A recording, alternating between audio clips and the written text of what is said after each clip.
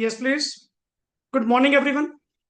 So, today we are going to start CA Inter May 27, paper number 2. जो subject का name आप लोगों के पास है दैट इज कल लिटिल बिट मैंने 10-15 मिनट डिस्कशन करी, जिसमें हम लोगों ने पेपर के बारे में कुछ चीजें जस्ट हल्की सी डिस्कस की थी. आज वहीं से अपना बेस प्रॉपरली क्या करेंगे, टेकअप करेंगे. और lecture number 1, officially lecture number 1 this today, जिसमें कॉरपोरेट एंड अदर लॉ के बारे में आप लोग डिस्कशन करने जा रहे हैं. सबसे पहले तो जो आपका सिलेबस बच्चे डिवाइडेड है, कल हम लोगों ने थोड़ी सी marks wise section wise weightage discuss नहीं करी थी कि पेपर में तुम्हारे जो 100 मार्क्स हैं वो किस तरह से डिवाइडेड है एंड 100 मार्क्स में कौन सा एक्ट आपकी कितनी कितनी वेटेज रखेगा एंड टोटल सिलेबस आपका क्या क्या कंसिस्ट करेगा. पहली चीज, द मेन एक्ट जो सिलेबस के पॉइंट से आपको मिलने वाला है दैट इज कौन सा है जी? Corporate stands for company law. But not only company law के साथ साथ कुछ अदर लॉ भी आपके सिलेबस का क्या है, पार्ट है, जिनमें फैमा आपके पास मिलेगा. FEMA stands for foreign exchange management act, general clauses act, LLP limited liability partnership act, और एक अदर टॉपिक इंटरप्रिटेशन को लेकर कि लॉ की इंटरप्रिटेशन कैसे की जाती है. ये कंटेंट आप लोगों को पूरे 100 मार्क्स के अंदर विच विल कंटेन, अगर टोटल देखा जाए 15 चैप्टर्स, टोटल 15 चैप्टर्स आप लोगों के इसके अंदर क्या है जी, कंटेंट. क्लियर. अब 15 चैप्टर्स की जो डिवाइडेशन है वो डिवाइडेशन किस वे से की गई है? मेजोरिटी पार्ट आपको पेपर में जो देखने को मिलेगा वो कौन सा मिलेगा सर? कॉर्पोरेट. विच विल, आप मान के चल सकते हैं जी, 15 में से 2/3 ऑफ द सिलेबस, 2/3 या 2/3 से ज्यादा सिलेबस आप लोगों का कंटेंट किसके अंदर है? Corporate law which is company law. 15 में से 11 चैप्टर्स टोटल, चैप्टर 1 से लेके 11 तक आप लोगों का कंटेंट किसके अंदर होगा? कंपनी लॉ, जो कि काफी मेजर पार्ट आप लोगों का कंटेन होता है. और सर बाकी रिमेनिंग 4 चैप्टर्स आप लोगों के किसका पार्ट बनेंगे? Other laws. 100 मार्क्स का जो पेपर आप लोगों के पास है, अब अपने मन में ये होगा कि सर 100 मार्क्स डिवाइडेड कैसे? पहली बात, पेपर आपका 2 पार्ट्स में कंटेन्ड होगा, part A part B. Inter में टोटल 6 पेपर्स हैं एंड 6 के 6 पेपर्स के अंदर 30 मार्क्स का पार्ट आपको क्या मिलेगा? MCQ. But that is not a MCQ कि जो सुनने में बड़ा हौसला लगता है कि 30 नंबर के तो एमसीक्यू ही हैं. यहाँ पे एमसीक्यूज का लेवल काफी अच्छा है as compare to CA foundation. Foundation में भी आपने मैथ्स का पेपर और पर्टिकुलरली इको का पेपर एमसीक्यू बेस दिया होगा. अगर वहां पे लेवल ऐसा था, यहाँ तो क्वेश्चंस ही पर्टिकुलरली 2-2 नंबर के आते. अगर मैं कह रहा हूँ 30 मार्क्स, जैसे मैं एग्जांपल ले रहा हूँ लॉ को लेकर, 30 मार्क्स के अगर एमसीक्यू मुझे मिलेंगे, 30 मार्क्स में अराउंड अराउंड 14 to 16 क्वेश्चन आपको मिलने वाले हैं. माइट भी कोई क्वेश्चन हो जो 1 नंबर का होगा. मैक्सिमम आजकल जो पैटर्न इन्होंने पकड़ लिया लास्ट 3-4 अटेम्प्ट में से, 2 नंबर का एक MCQ and which is case study based. हमें लगता है कि जर्नल एमसीक्यू पूछ जाएंगे, नो. कंसेप्ट चेंज कर दिए. From the last 3 attempts, every question जो आपको एमसीक्यू में मिलेगा दैट इज केस बेस्ड, कि थोड़ा सा लेंथीएस्ट होगा. पहले मान लो केस पढ़ेंगे, फिर उसके अकॉर्डिंग उसकी ऑप्शन डिसाइड करेंगे कि वहां पे आंसर क्या बनना चाहिए.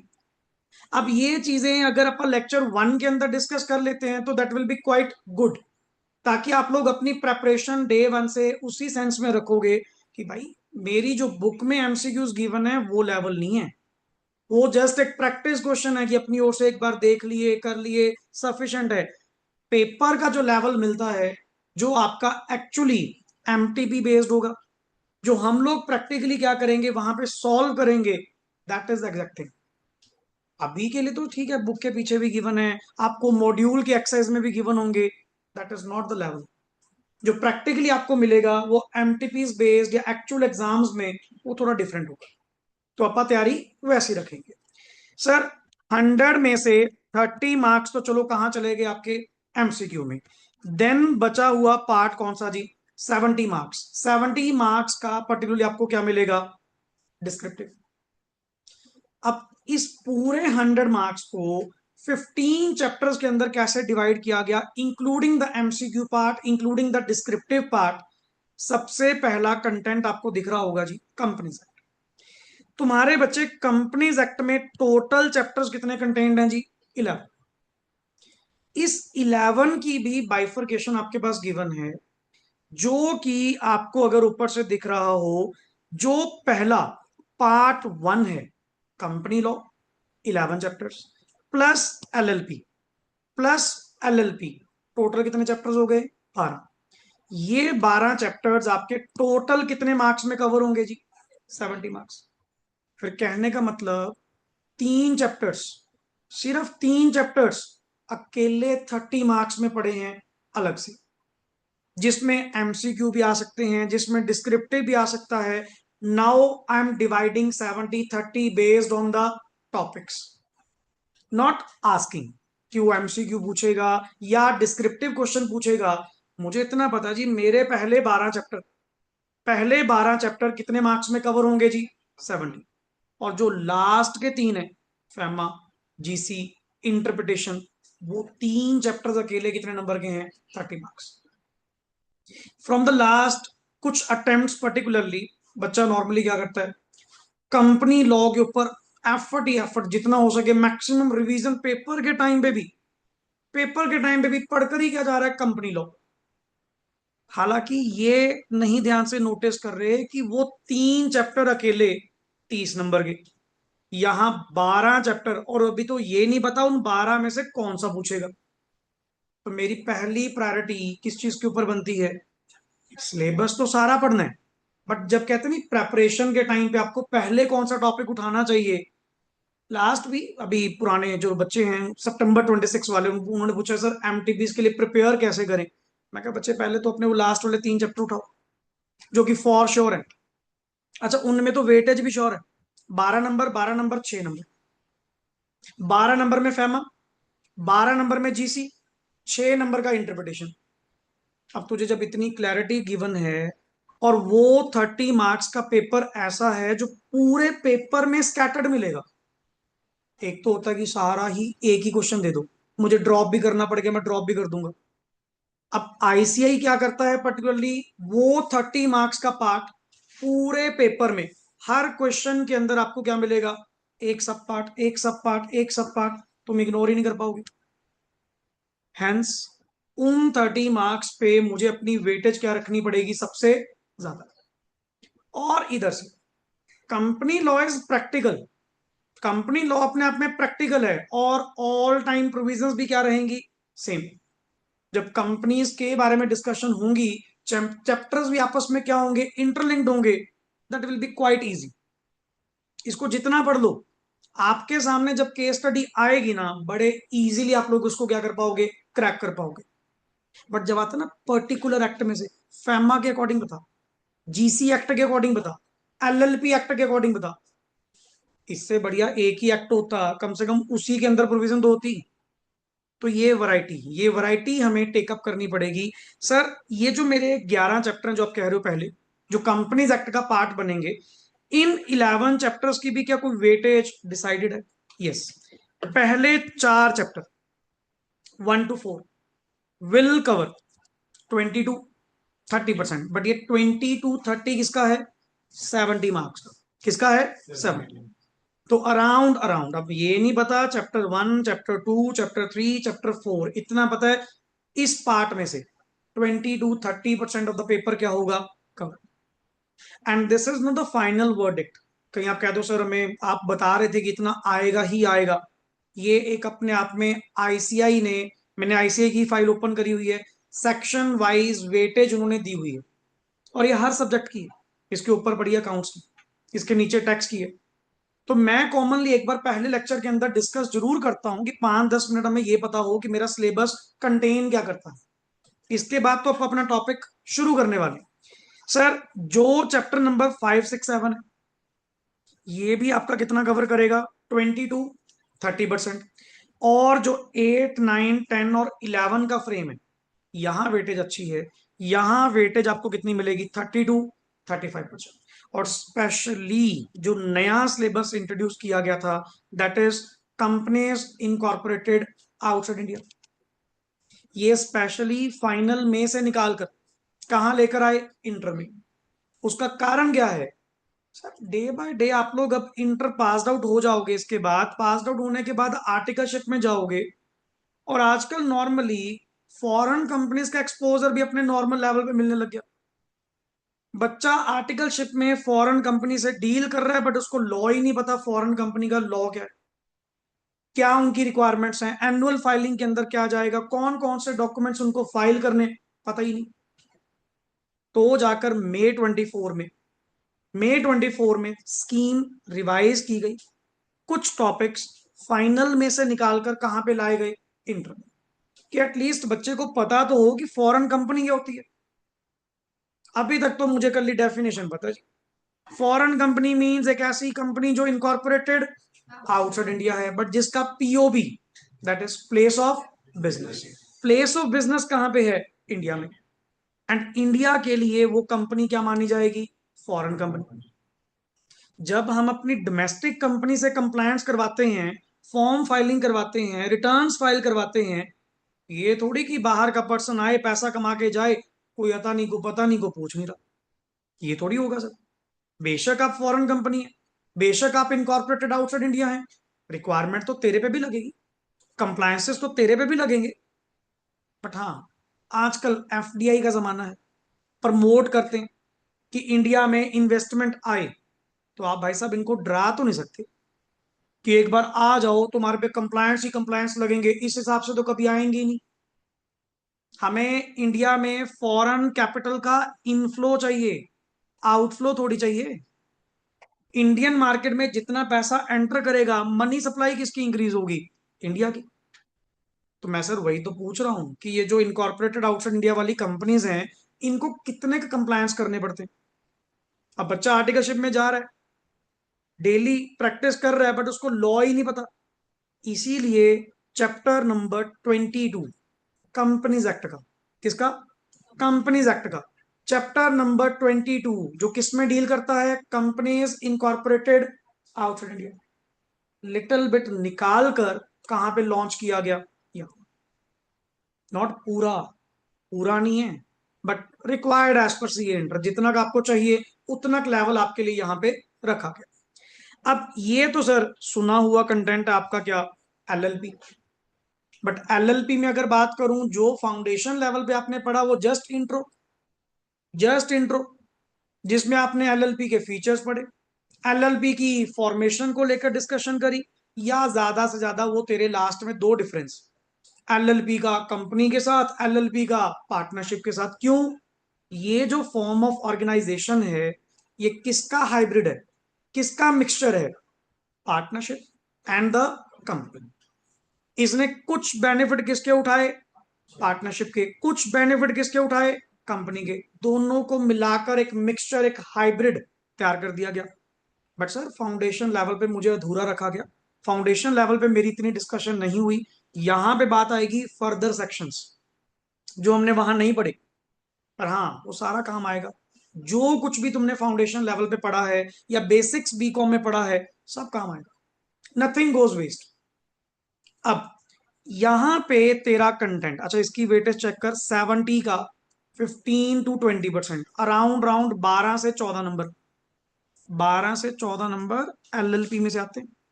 और जिस तरह का पेपर मैं हर अटेम्प्ट में देख रहा हूं, एक एमसीक्यूज की केस स्टडी एलएलपी में से पक्की आ रही है, 2-4 नंबर की। और किसी ना किसी क्वेश्चंस में, सब पार्ट में 2 क्वेश्चन वहां पे आ रहे हैं।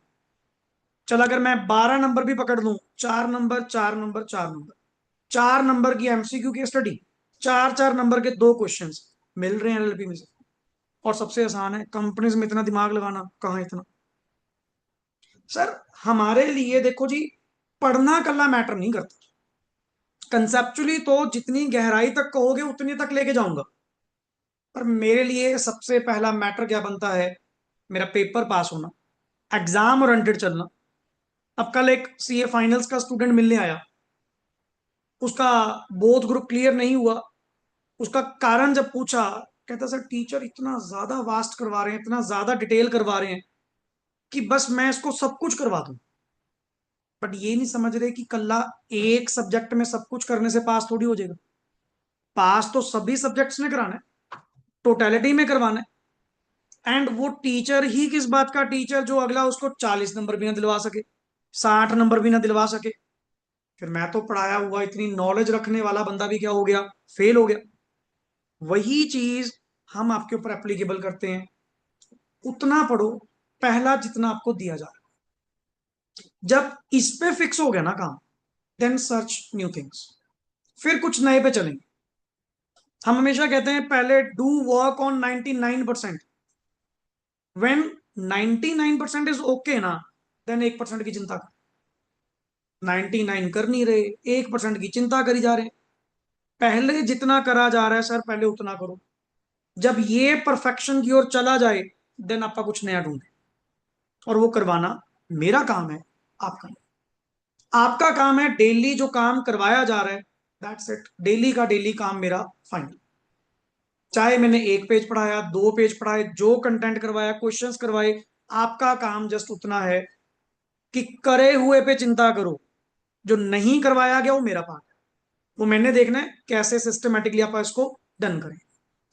अब दूसरा पार्ट आता है जी अदर लॉ। अदर लॉ के अंदर आपको कितने मिलेंगे जी, 30 marks, which will contain MCQ part as well और डिस्क्रिप्टिव एज वेल, दोनों मिलते हैं। और यस श्योर है एमसीक्यूज मिलेंगे। फेमा का क्वेश्चन पक्का आता है एमसीक्यूज में, हर बार पूछ रहे हैं। जीसी का पक्का क्वेश्चन आ रहा है, 2-2 नंबर के तो मैं गिना ही रहा हूं कि अगर मैं 30 की बाइफर्केशन भी कह दूं, 30 में से भी 6 से 8 नंबर का एमसीक्यू मिलेगा, 22-24 नंबर का डिस्क्रिप्टिव मिलेगा।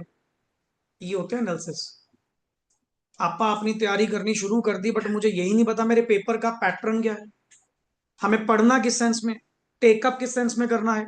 अब इसमें ये देख, वेटेज तेरे 30 मार्क्स के अकॉर्डिंग सबसे ज्यादा वेटेज किसकी पड़ी है, जीसी।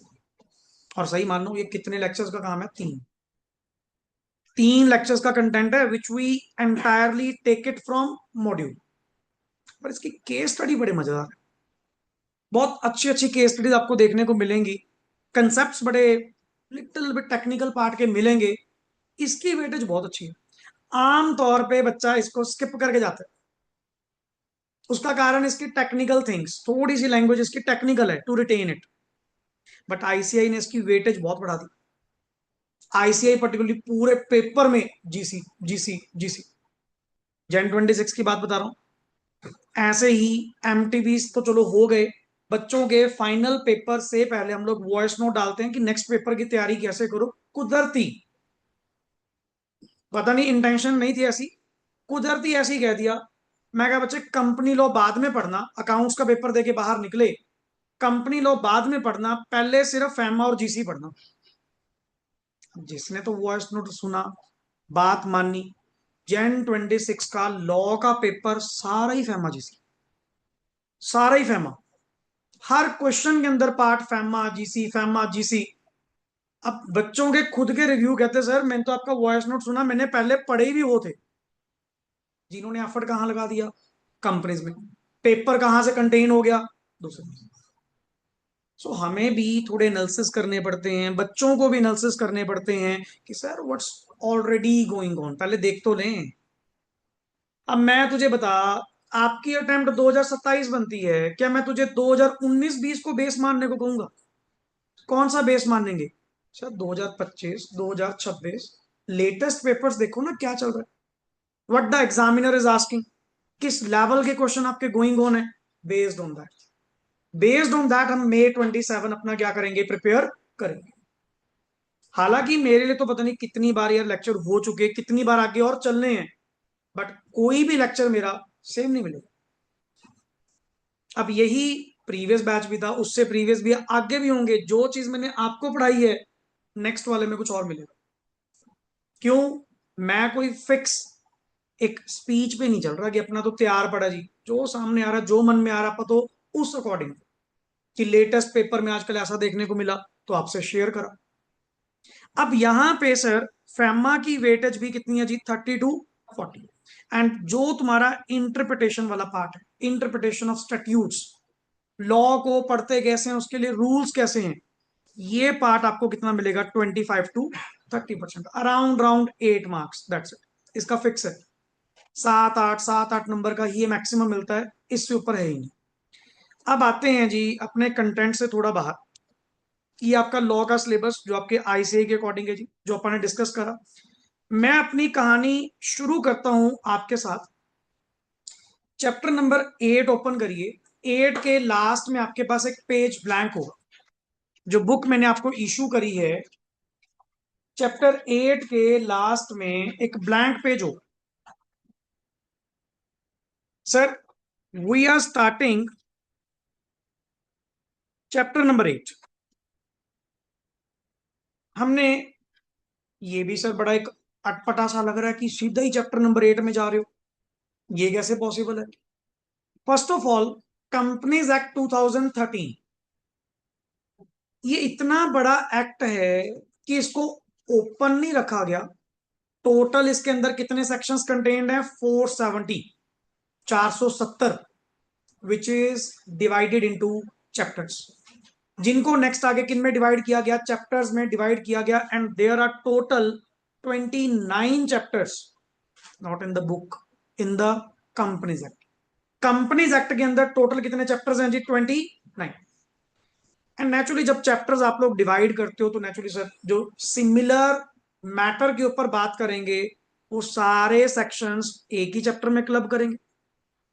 सो नाउ आपके पास अगर मैं चैप्टर 8 डिस्कस करने जा रहा हूं which deals with the declaration and payment of dividend, बड़ा आसान सा टॉपिक, मजेदार टॉपिक, कुछ नई चीज।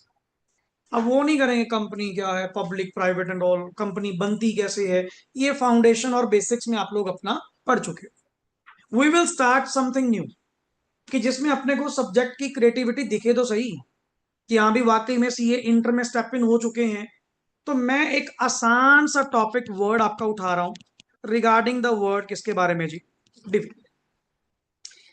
डिविडेंड की declaration, declaration and payment, dividend की डेक्लेरेशन एंड पेमेंट को लेकर कंपनीज एक्ट का चैप्टर 8 आपका डील करता है, जो कि सेक्शन 123 से लेके 127, 123 नंबर से लेके 127 नंबर तक मैंने 5 सेक्शन यहां पे क्या करने हैं? टेकअप करने हैं, जो डिविडेंड में क्या करेंगे? डील करेंगे। दैट्स इट, पूरे कंपनी लॉ में। अदर चैप्टर्स में डिविडेंड को लेकर कोई सेक्शन आपको मिलेगा ही नहीं। अगर डिविडेंड की बात चलेगी तो आपको अल्टीमेटली कहां आना है? सर चैप्टर 8 में देखो जी, कहीं ना कहीं लिखा होगा, दैट इज उल्टा बढ़िया करा। अगर मान लो 470 सेक्शन ऐसे खुले पड़े होते, चैप्टर्स में बाउंड ना होते, मैं आपको कह दूं डिविडेंड को लेकर ढूंढ के दिखा, पता ही नहीं, हमें खुद ही नहीं पता कि डिविडेंड की बात कहां हो रही है। सो इन्होंने 470 सेक्शंस को 29 चैप्टर्स के अंदर क्या करा? डिवाइड करा। एंड अल्टीमेटली सर मैं चैप्टर 8, बुक का चैप्टर 8 ही नहीं, कंपनीज एक्ट का भी ये कौन है? Chapter number 8। इवन आप अपना हेडिंग भी देखोगे ना, किसी भी चैप्टर का स्टार्ट होते हुए कंपनीज एक्ट में नीचे लिखा होगा specially, notice it, chapter number 8 of the companies act 2013। Clear? अब सुनो थोड़ी सी और बात, आप पहले क्लियर कर ही लें चीजें। ये जो तुम्हारा कंपनीज एक्ट है ना, ये सारा का सारा सेक्शंस में कंटेन्ड नहीं है। ये नए एक्ट ने बहुत स्कीम लगाई, बहुत तरीके से बनाया। पहले के जो एक्ट होते थे ना, इवन आपको पता हो, बेसिक्स पता हो, कंपनीज एक्ट 2013 तो नया है, पर कंपनीज तो इससे पहले भी तो बनी थी। वो किसके अकॉर्डिंग बनती थी? पुराना एक्ट। पुराना एक्ट कौन सा था? 1956। ये 1956 वाले को रिप्लेस करके कौन आया? 2013। बट अगर मैं तुम्हें पूछूं, क्या 2013 के आने से 1956 खत्म हो गया, एबॉलिश हो गया, डेड हो गया? या आज भी जिंदा है? आज भी जिंदा है। उसका कारण, कंपनीज एक्ट 2013 ने फुल रिप्लेस नहीं करा, 1956 को पूरा खत्म नहीं करा, majorly, substantially the act has been converted into 2013 but not complete. आज भी कहीं कहीं तुझे वर्ड पढ़ने को मिले, उसको कट करके 2013 ना कर देना कि शायद मिस प्रिंट होगा, गलत लिख गया होगा। गलत नहीं, 1956 आज भी जिंदा है। जिन प्रोविजंस पे 2013 ने बात नहीं करी। अब ये थोड़ी कि सारी की सारी चीजें रिप्लेस हो गई होंगी। मतलब पिछले वाला तो 500 प्लस था, जो पुराना एक्ट था 1956 वो तो 500 प्लस था, इतने सेक्शन थे उसके अंदर। ये अभी आया 470 पे, मतलब सर फुली रिप्लेस नहीं करा, मेजरली रिप्लेस कर दिया, पार्शली रिप्लेस हुआ है, कंप्लीट नहीं। सो आज भी कई सारी प्रोविजंस, कई सारे एक्ट, कई सारी चीजें 1956 के अकॉर्डिंग भी क्या होती हैं, डील होती हैं।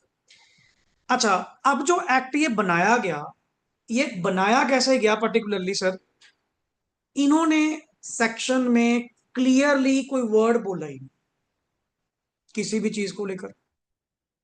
हर जगह वर्ड पता क्या लगा दिया, as may be prescribed, such form, such manner, such fees as may be prescribed।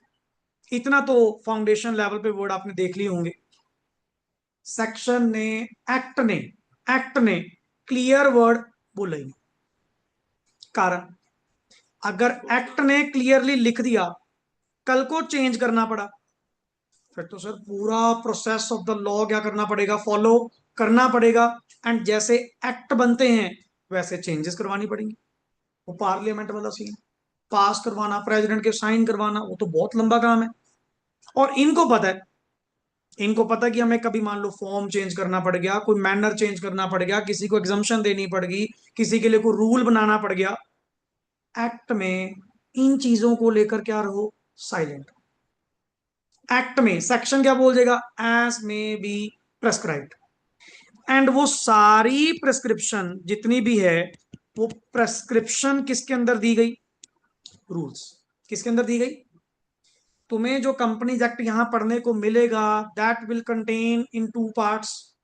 One is provisions contained in the act, provisions contained in the rules.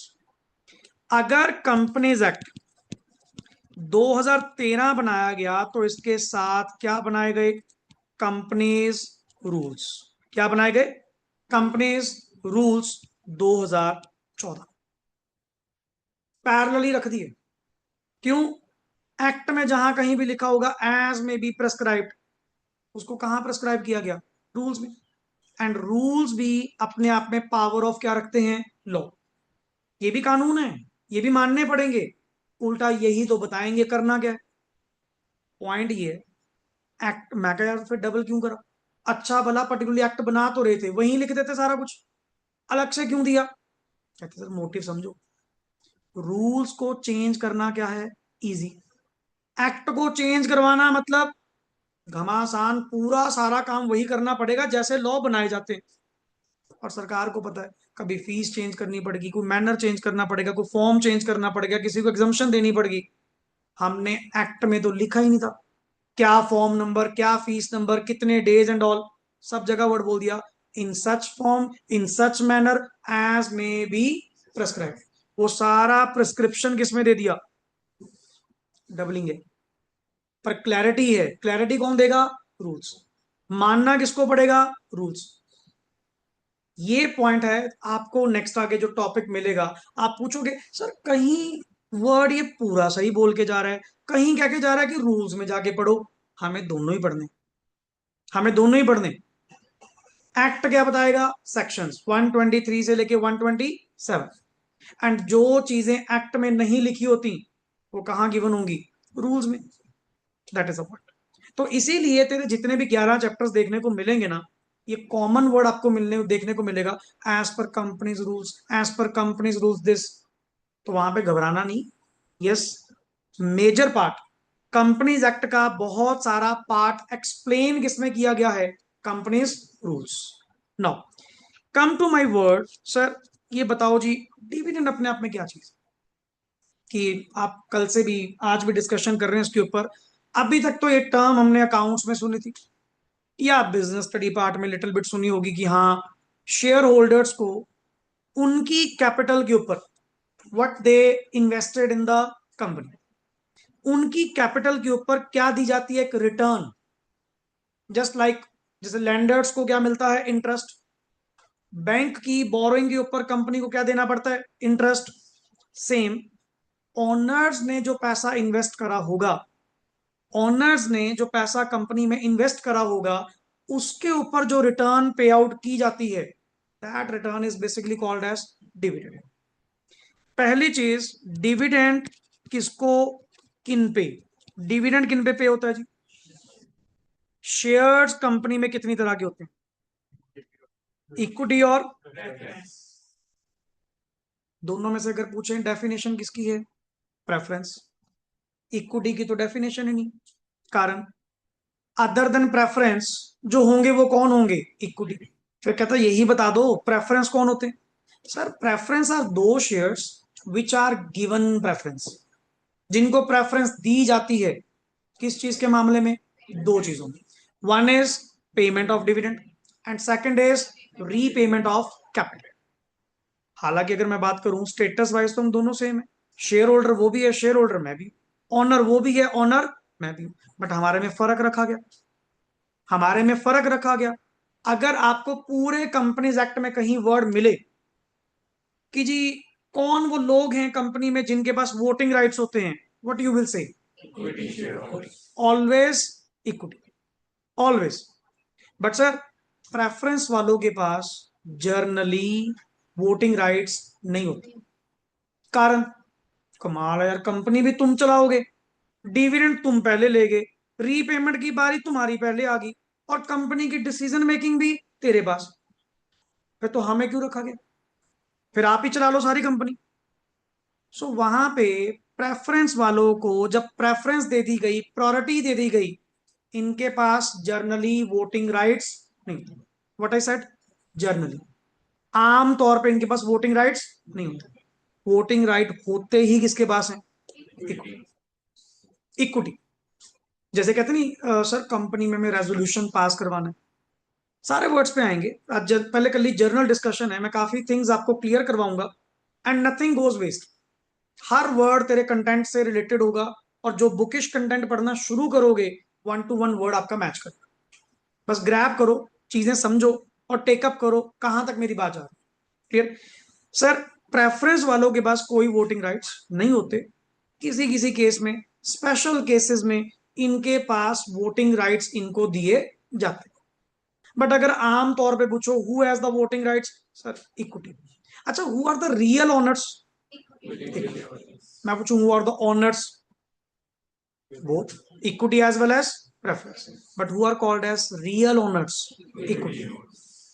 अब इन शेयर्स के ऊपर पहली बात, ये शेयर्स क्या हैं sir? Capital invested in the company. अब एक बड़ा बेसिक सा पॉइंट बता रहा हूं, कंपनी में जितनी भी कैपिटल इन्वेस्टेड है उसके सोर्स दो होते हैं बच्चे। या तो होगा ओनर्स फंड, कौन सा होगा? या कौन सा होगा?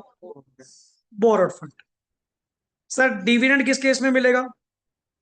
Owner's fund. जितना भी तुम्हारा ओनर्स फंड, ओनर्स का पैसा लगा होगा, उनको रिटर्न जो मिलती है उसको वर्ड क्या बोलते हैं? डिविडेंड। और जो बोरोड फंड होगा, एंड बोरोड फंड के लिए जिन लोगों से तुमने बोरो करा, वो तेरी कंपनी के मालिक नहीं है, वो तुम्हारी कंपनी के क्या है? Creditors, outsiders, lenders. And borrowed fund के ऊपर जो रिटर्न हमें देनी पड़ती है, दैट इज कॉल्ड एज, बिल्कुल बेसिक्स। चल ये भी हो गया, साइड पे आ जाओ, इधर आ। सर ये जो कैपिटल इन्होंने इन्वेस्ट करी है, इक्विटी है या प्रेफरेंस है, हाँ ये तो चलो आपने थोड़ा सा बेसिक्स भी पढ़ा होगा। प्रेफरेंस वालों का डिविडेंड क्या होता है जी? फिक्स्ड। क्या होता है? अमाउंट वाइज, रेट वाइज, जैसा, विद टैक्स, विदाउट टैक्स, जैसा भी। इक्विटी वालों के साथ कोई भी डिविडेंड फिक्स। अभी सिर्फ यहां तक, किसी ने इधर उधर की बात अभी सुनी होगी, अभी होल्ड करना, चीजें बहुत हैं कि पार्टिसिपेटिंग है या नॉन पार्टिसिपेटिंग है। अभी मैं बहुत नेक्स्ट लेवल नहीं जा रहा, सिर्फ बेसिक्स पे आ रहा। तभी तो क्या कहते हैं, जो बचा लास्ट में सारा किसका? इक्विटी। क्योंकि इक्विटी वालों के साथ कोई डिविडेंड अमाउंट हमारी fixed, it depends upon the members. Member अपने लेवल पे खुद डिसाइड करें कितना वो डिविडेंड लेना चाहते हैं। यार ओनर हो, गल्ला तुम्हारे सामने, कैश पड़ा, जितना मर्जी निकाल लो, तुम्हारी इच्छा। ओनर्स को भी किसी से पूछने की जरूरत है? मेरा प्रॉफिट, मेरा पैसा, मैं ले रहा हूं, किसी को क्या दिक्कत? कोई दिक्कत नहीं। बट ये प्रेफरेंस वाले नहीं कर सकते, क्योंकि प्रेफरेंस वाले क्या ले चुके? प्रायोरिटी, कि सर इक्विटी वालों को डिविडेंड देने से पहले किसको मिलेगा? हमें। तो उनकी अल्टीमेटली अमाउंट क्या होती है? Fixed. It's basically a return, return on किसके ऊपर? Capital. Dividend means a return on capital out of कहां से? Distributable. Word is distributable profits. और डिस्ट्रीब्यूटेबल प्रॉफिट्स कब आते हैं? सबसे लास्ट में, सबका हिस्सा देने के बाद, सबका पैसा देने के बाद। अब अगर हम कतार में देखें, सबसे पहले कौन बैठे हैं? लेंडर्स, जो क्या मांगेंगे? इंटरेस्ट। अच्छा, एक प्लस टू बेस, छोटी सी बात, एक होती है पी एंड एल की आइटम्स, एक होती है पी एंड अप्रोप्रिएशन की आइटम्स। दोनों में फर्क है। इंटरेस्ट अपने आप में क्या है? Charge against profits. डिविडेंड अपने आप में क्या है? अप्रोप्रिएशन। प्रॉफिट होंगे जरूर देंगे जी, बट प्रॉफिट ही नहीं होंगे तो डिविडेंड कहां से देंगे? सो इट्स बेसिकली अप्रोप्रिएशन, कि सर अगर प्रॉफिट्स बचेंगे डिस्ट्रीब्यूटेबल, बट हाँ डिस्ट्रीब्यूटेबल, यहां तक पहुंचने के लिए रास्ते में कई लोग बैठे हैं। सबसे पहले कौन बैठे हैं? Lenders, outsiders. वो क्या मांगेंगे? इंटरेस्ट। उसके बाद कौन बैठी है? सरकार। उसके बाद कौन बैठी है? सरकार। क्या मांगेगी? टैक्स। डिविडेंड टैक्स के बाद आता है, पहले नहीं आता। अगर आप एसपीएल थोड़ा इमेजिन करो माइंड में, एसपीएल सबसे पहले क्या आता है? इंटरेस्ट। इंटरेस्ट के बाद क्या आता है? टैक्स। टैक्स के बाद क्या आता है? डिविडेंड। डिविडेंड की कतार में भी पहले कौन बैठा है? प्रेफरेंस। फिर जो लास्ट में बचा वो होते हैं distributable profits. Out of that आपको डिविडेंड दिया जाएगा। It's basically return, return on what you have invested in the company. कि सर नेचुरली आप इतना पैसा लगाकर बैठे हो तो आपको भी तो रिटर्न मिलनी चाहिए, नहीं अदरवाइज जो शेयर होल्डर्स हैं, अगर इनका विश्वास टूट गया, अगर इनको कभी रिटर्न कुछ नहीं मिली, प्रॉफिट का हिस्सा कभी नहीं मिला, देन व्हाई दे इन्वेस्टेड? फिर अल्लाह क्या कहेगा? शेयर्स लेने की बजाय फिर तो अच्छा था डिबेंचर ले लो, फिर तो अच्छा था इनको लोन दे दो, कम से कम इंटरेस्ट तो मिलता। ये कुछ देते ही नहीं। पर sir, more the risk more the profit, जो बचा वो आपका। और दूसरी बात, सबसे मेन चीज, कैपिटल एप्रिसिएशन। जो शेयर की वैल्यूएशन बढ़ेगी, जो वेल्थ क्रिएट होगी, वो भी किसकी होगी? आपकी होगी। कल को तेरे को ही फायदा मिलेगा। ये बस इसी हौसले में बैठे होते हैं कि अल्टीमेट, हाँ जी हाँ, चलो कभी ना कभी कैपिटल एप्रिसिएशन मिलेगी, कि चलो अपना प्रॉफिट लॉस नफा नुकसान सारा एक बराबर हो जाएगा, कोई दिक्कत नहीं। पर वेल्थ बनेगी भी तो हमारे काम से, कंपनी काम भी तो सही करे। कहते फिर हम ओनर्स हैं, हम इसको मैनेज करेंगे, रेजोल्यूशंस वगैरह, डिसीजन मेकिंग वगैरह हम देखा करेंगे। और कंपनी के जो मैनेजर्स हैं, कंपनी के जो मैनेजमेंट है, बोर्ड ऑफ डायरेक्टर्स हैं, इनको कस के रखेंगे कि काम सही ढंग से करो भाई, पैसा तेरा नहीं लगा हुआ, पैसा मेरा लगा हुआ है।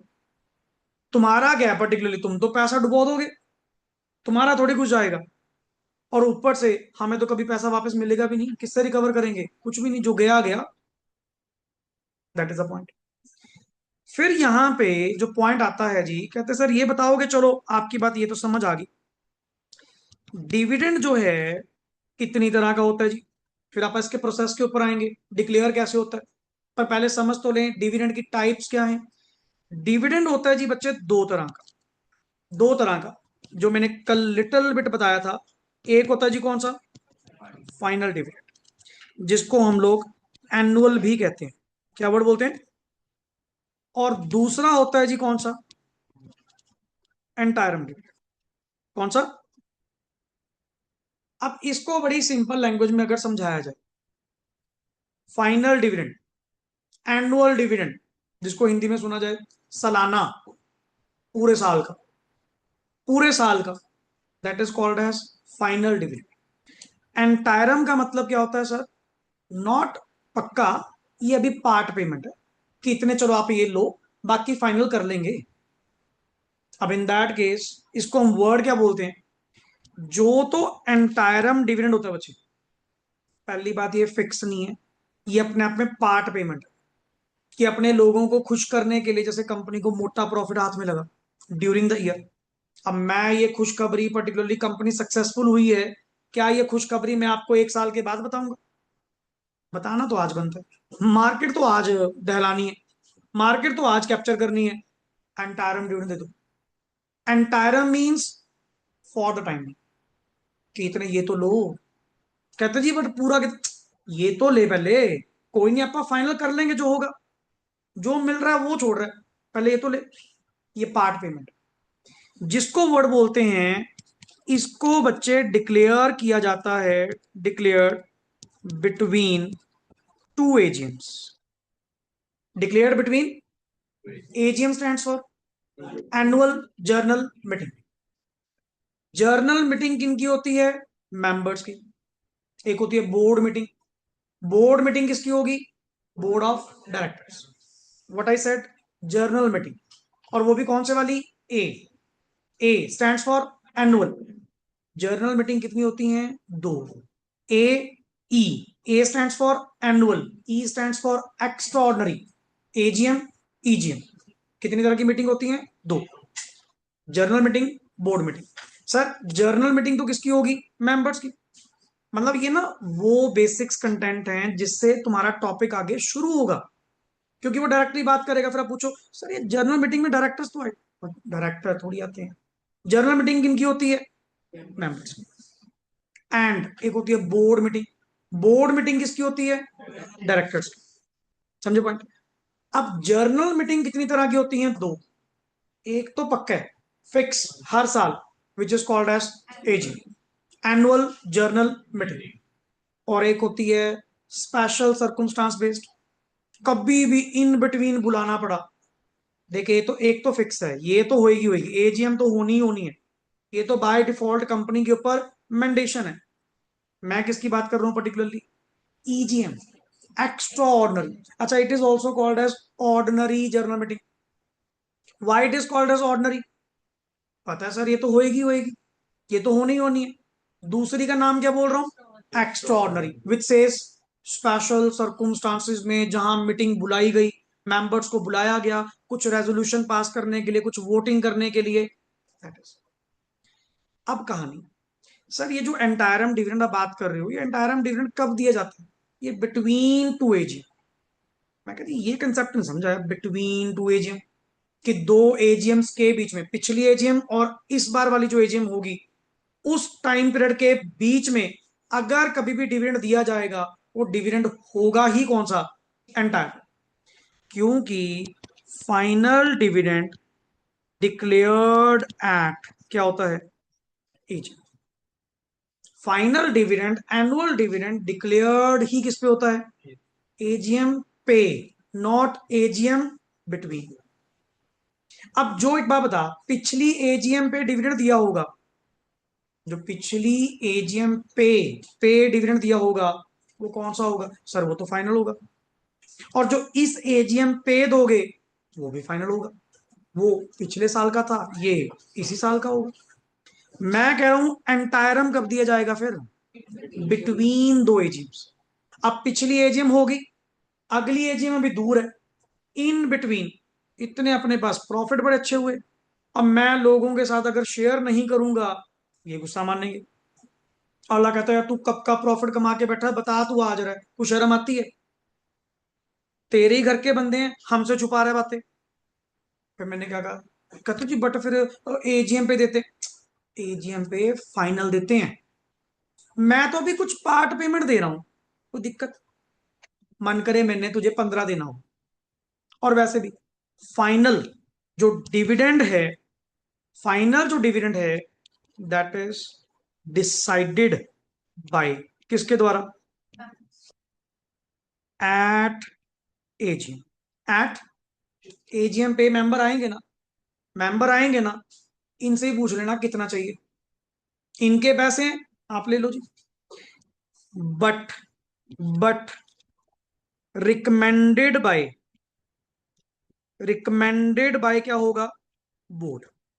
प्रपोज्ड वर्ड सुना, प्रपोज्ड डिविडेंड। जो प्रपोज्ड डिविडेंड आप लोग अकाउंट्स में वर्ड सुनते हैं, ये रहा। What do you mean by proposed dividend? सोचो, what do you mean by proposed dividend? Proposed means पूछना, या जो हमारी ओर से क्या किया जा रहा है, रिकमेंड, सुजेस्ट। और नेचुरली कंपनी की पोजीशन के बारे में तो मैनेजमेंट ही जानती है, कंपनी क्या कमा रही है, कितना कमा रही है, पर्टिकुलरली पहला सुजेशन किसका होगा? Board. Provision is, provision is, पहले एक तरफ चलते हैं, अपना फाइनल के ऊपर बात करते हैं। सर, बोर्ड ने सारी फाइनेंशियल्स एंड ऑल, पिछला साल पैक हो ही गया, प्रॉफिटेबिलिटी सामने आई गई, बोर्ड ने अपनी ओर से प्रपोज कर दिया, हम कह रहे हैं जी अराउंड अराउंड 12% डिविडेंड ले लेना चाहिए। बाकी आप मालिक लोग हो सर, आपने देखना हम कौन होते, आप आओगे तो सही, मीटिंग में बैठे होंगे सारे मेंबर, करवा लेना वोटिंग, करवा लेना रेजोल्यूशन पास, जो भी आपने करवाना होगा। बट अगर हमसे पूछते हो, अंदर के लोगों से, मैनेजमेंट से, हमारा प्रपोजल तो ये है 12% ठीक रहेगा। चलो ठीक है, हम तो कौन, हम तो सुजेस्ट कर सकते हैं, मानना ना मानना आपके ऊपर, मालिक तो आप हो, हम थोड़ी हैं। और एजीएम में आएंगे भी कौन? सारे मालिक, मेंबर्स। मैं कहा जी आप बैठे होंगे, आपस में डिसाइड कर लेना कितना, पर अगर मेरी मानो 12%। एग्जाम्पल, लॉ ने एक पावर प्रोवाइड करी, किस चीज को लेकर? कहते सर देखो, पैसा तो अगर सच मानो जो बचा वो सारा किसका है? मेंबर का ही है, मेंबर का ही है। बट अगर कंपनी के बोर्ड ऑफ डायरेक्टर्स कुछ प्रपोज कर रहे हैं और 12% का रेट कह रहे हैं, सोच समझ कर ही कहेंगे। नहीं, एक बात बताओ, मैं तो कंपनी का एम्प्लॉय हूं, मैं तो डायरेक्टर हूं, मुझे मेरी सैलरी मिल रही है, मेरा तो घर पूरा है, मैं तेरा नुकसान क्यों करवाऊंगा? मैं ये कभी करूंगा कि 15% की जगह 12 ही दे दो, मेरा क्या इंटरेस्ट है? मेरा तो कोई इंटरेस्ट नहीं है ना। दैट इज, तभी एक उधर मैम को देखे ना फोन, एक बार उठा लो। क्लियर? डिक्लेयर्ड बिटवीन क्या लिखा हुआ है? टू एज, सॉरी, हमने अगर आपको प्रपोज किया भी होगा, कितना प्रपोज कर रहे हैं? 12%। तो लॉ कहता सोच समझ के ही प्रपोज करा होगा, नहीं किसी को क्या शौक है, डायरेक्टर के हमें क्या मतलब है। बट हम चाहते हैं कंपनी की बेटरमेंट, कि भाई सारा मत खाओ, कल के लिए भी कुछ बचा के रखो। अब जितने रिजर्व एंड सरप्लस हैं, सही बता, रिजर्व एंड सरप्लस पे किसका हक है? इक्विटी का। वो तुम्हारे ही हैं, तुम्हारे पास ही पड़े हैं, हमने क्या करना, मेरे को तो कोई मतलब नहीं है ना। दैट इज, फिर लॉ ने क्या कहा, सारी पावर किसके पास है डिसाइड करने की? डिसाइड, डिक्लेयर, डिक्लेयर करने की पावर किसके पास है? मैम। और डिक्लेयर कहां पे होगा? पर एक बात सुन ले, जितना बोर्ड ने रिकमेंड करा है, जितना बोर्ड ने, उससे ऊपर जाने की हिम्मत इन लोगों में नहीं। अगर बोर्ड ने 12% कहा है ना, तो भाई 12 ले ले, 10 ले ले, जीरो कुछ ना ले, तेरी इच्छा। तुम लोग सारे मेंबर बैठे हो, रेजोल्यूशन पास करवाएंगे कि करो जी वोटिंग जिसने करनी है। बट बोर्ड ने कितना रिकमेंड करा है? 12%। किसी मेंबर में ये हिम्मत नहीं कि 12 का 15 कर देगा, मैक्सिमम कितना ले पाओगे? 12। मेरे चाहे कुछ ना ले, तुम्हारी इच्छा।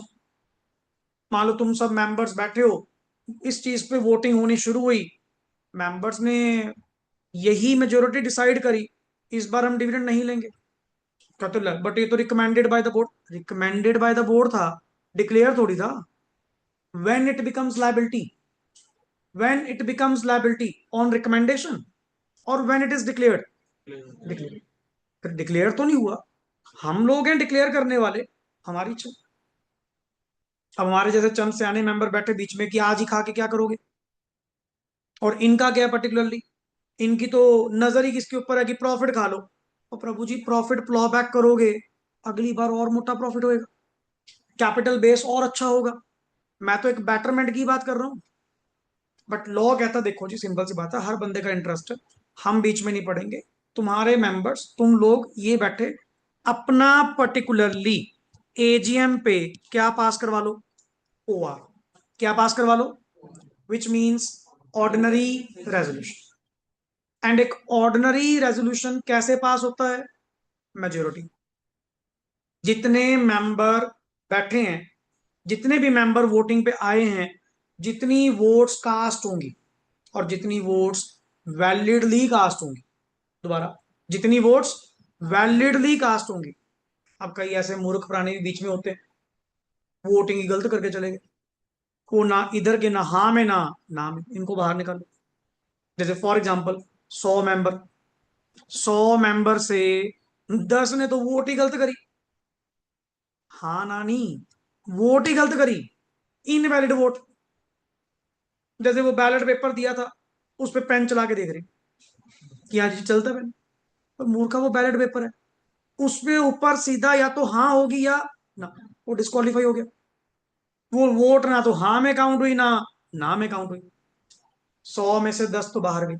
अब बच्चे क्या करते हैं, सर मेजोरिटी 100 का मेजोरिटी 51, वाई 100, पहले तो ये पता करना 100 में से वैलिड वोट कितनी हुई। कहता जी 10 की तो खराब हुई, भाई कितने बचे, 90।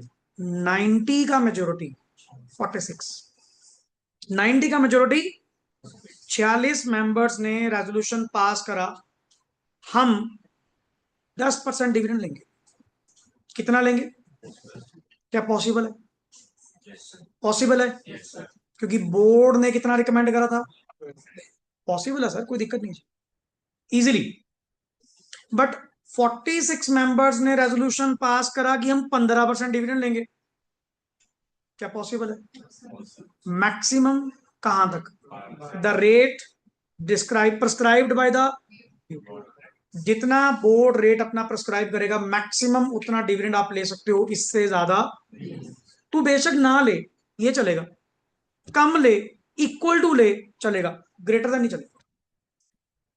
क्यों, लॉ ने यहां पे किसकी वेटेज प्रोवाइड करी कि भाई मैनेजमेंट अगर कुछ बोल रही है सोच समझ के बोलेगी, अगले का क्या इंटरेस्ट है तेरे डिविडेंड में, पैसा तेरा, प्रॉफिट तेरा, तो जो मर्जी ले।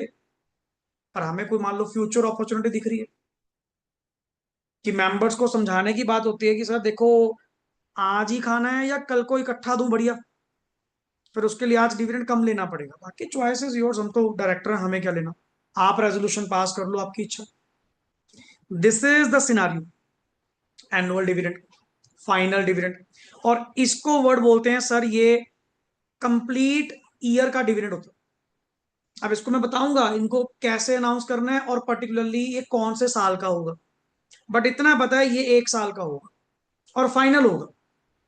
अच्छा, इधर वर्ड आपने क्या बोला, ये कौन सा है, एंटायरम, कौन सा, एंटायरम का मतलब डिक्लेयर्ड बिटवीन टू, दो एजीएम्स के बीच में। ये पता क्या था, जैसे करंट ईयर का करंट ईयर में, कि चलो पार्ट पेमेंट तो दो यार। अब जैसे मान लो मेरा Q1 कंप्लीट हो गया, Q2 कंप्लीट हो गया, Q3 कंप्लीट हो गया, मैंने हिसाब लगा लिया कि 8-9 महीने में बढ़िया प्रॉफिट कमा लिया। बट ये खुशखबरी मैं आपको साल 6 महीने ठहर के दूं, जब अकाउंट्स फाइनल होंगे, बुक्स बनेंगी, ऑडिट होगा, एजीएम होगी। इतनी कॉमन सेंस तो आप में होनी चाहिए।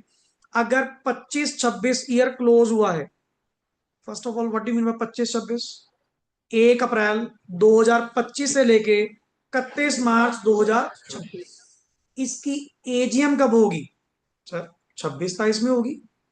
25-26 तो ईयर कंप्लीट हुआ है, उसको फाइनल करेंगे, जैसे आप कहते हैं नहीं रिटर्न्स कौन से ईयर में फाइल होंगी, सर 26-27 में होंगी। 25-26 तो अभी चल रहा था, पहले ईयर कंप्लीट होगा, कंप्लीट होने के बाद बुक्स फाइनल होंगी, एफएस फाइनल होंगी, उनका ऑडिट होगा, तो जाके उनकी रिटर्न्स लगेंगी, तो जाकर उसकी एजीएम होगी।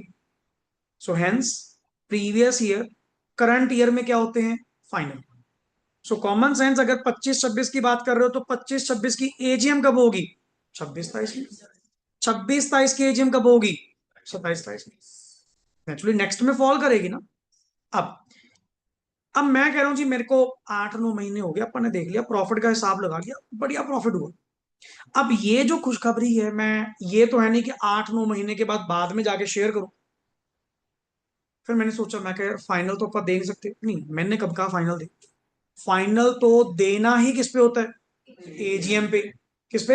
एजीएम पे। और वो तो जाके होएगी अगले साल।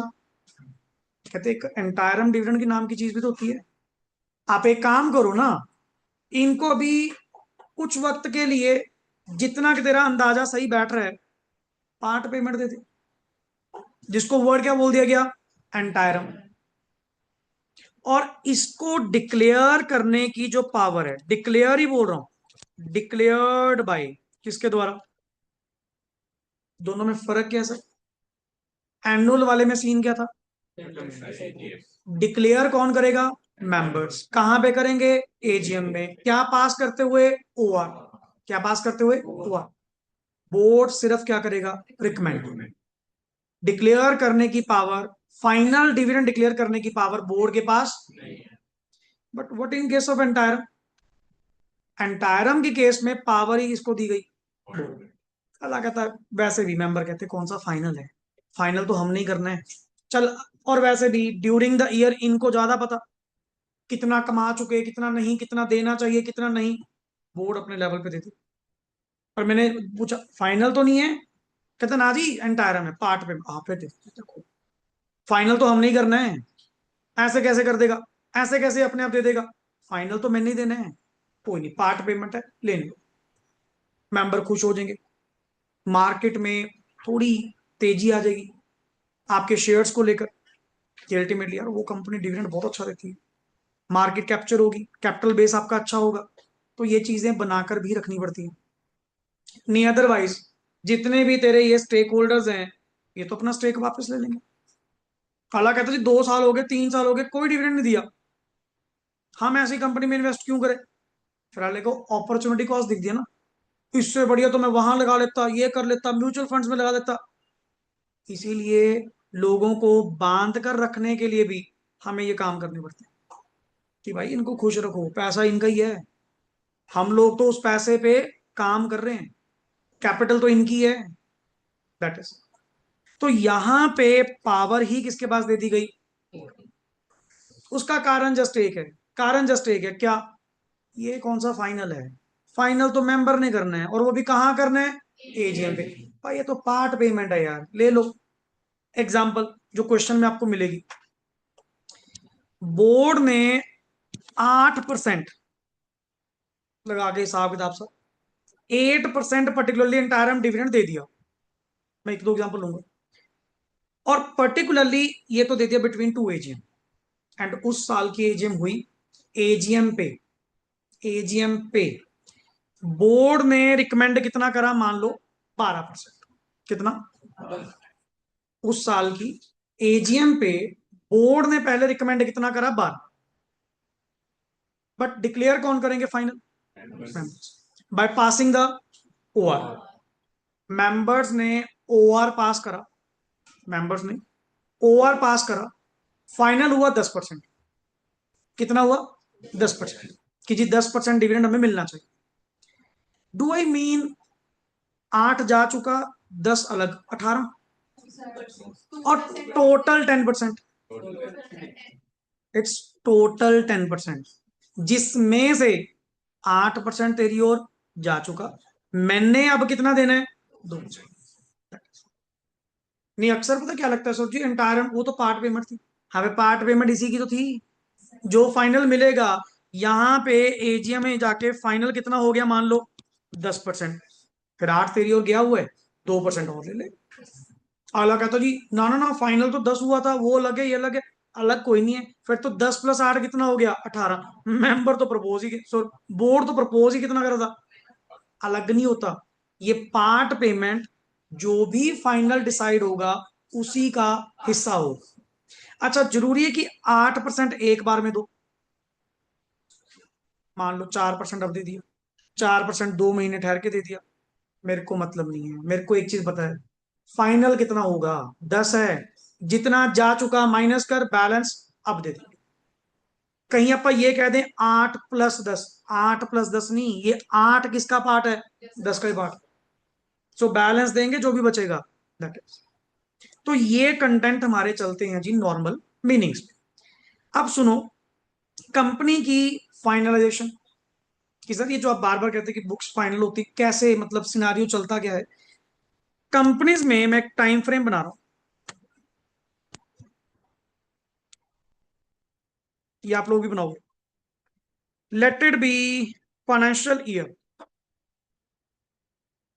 फाइनेंशियल ईयर मैंने कौन सा टेकअप करा आपका, मान लो 25-26। फाइनेंशियल ईयर मैंने कौन सा, पहले ये बताओ, ये प्रीवियस वाला नोट डाउन करा आपने, किसी का पेंडिंग? लिख लिया ये वाला? लिखो इसको यार, ये तो लिखो कम से कम नीचे वाला चार्ट, ये जरूरी है। डिविडेंड वाला करिए फटाफट इसको। कम से कम डिविडेंड वाला जो चार्ट है पीछे वाला वो तो कंप्लीट करो। दो तरह का, एंटायरम और एनुअल।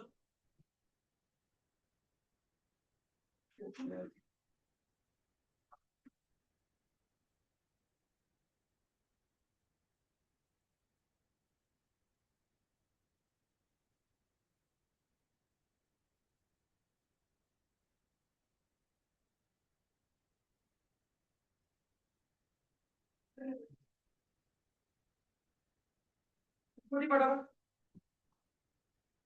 फाइनल डिविडेंड, एंटायरम डिविडेंड,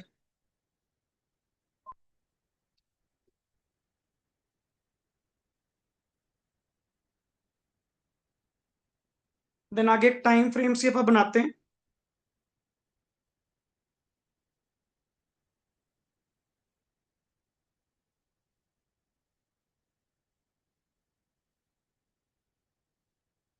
ये परसेंटेज वगैरह ना लिखना चाहिए, ये तो जस्ट एग्जांपल मैंने डिस्कस करी थी।